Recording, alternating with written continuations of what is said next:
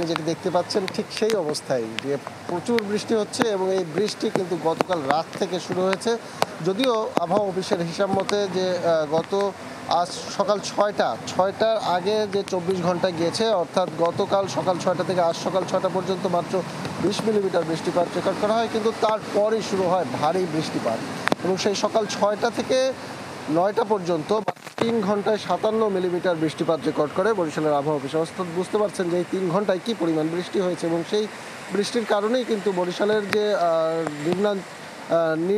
যে সড়কগুলো একটু কিছুটা নিচু, সেই সড়কগুলোতে কিন্তু পানি জমে গেছে। এখন সেই সড়কগুলোতে পানি থই থই করছে এবং আমরা যেটি দেখেছি যে বরিশালের বগুড়া রোড বলেন, নবগ্রাম রোড, কালুশা সড়ক, পুলিশ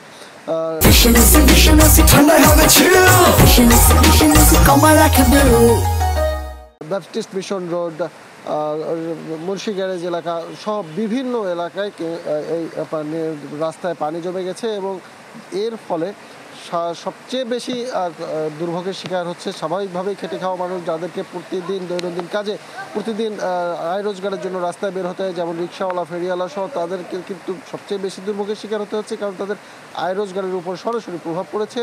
এছাড়া শিক্ষা প্রতিষ্ঠানে যারা শিক্ষার্থী রয়েছে তাদেরকে দুর্ভোগ মাথায় নিয়ে বিদ্যালয়ে আসতে হচ্ছে বা শিক্ষা প্রতিষ্ঠানে যেতে হচ্ছে। যারা অফিসমুখী লোকজন আছে, কর্মস্থলমুখী, তাদেরকেও যেতে হচ্ছে এই দুর্ভোগ মাথায় নিয়েই। এবং এর ফলে সাধারণ মানুষের কিন্তু একটা বড় দুর্ভোগের সৃষ্টি হয়েছে। সাথে রয়েছে অপরিকল্পিত ড্রেনেজ ব্যবস্থা। এই ড্রেনেজ ব্যবস্থার কারণে, অবস্থানের কারণে পানি দ্রুত নেমে যেতে পারে না, দীর্ঘ সময় লাগে। যদিও আবহাওয়া অফিস বলেছে যে আরও ২৪ থেকে ৪৮ ঘন্টা এরকম বৃষ্টি থাকার সম্ভাবনা আছে, অর্থাৎ আরও বেশ কিছু সময় এই দুর্ভোগ মাথায় নিয়ে মানুষকে চলতে হবে। এই ছিল বরিশালের পরিস্থিতি।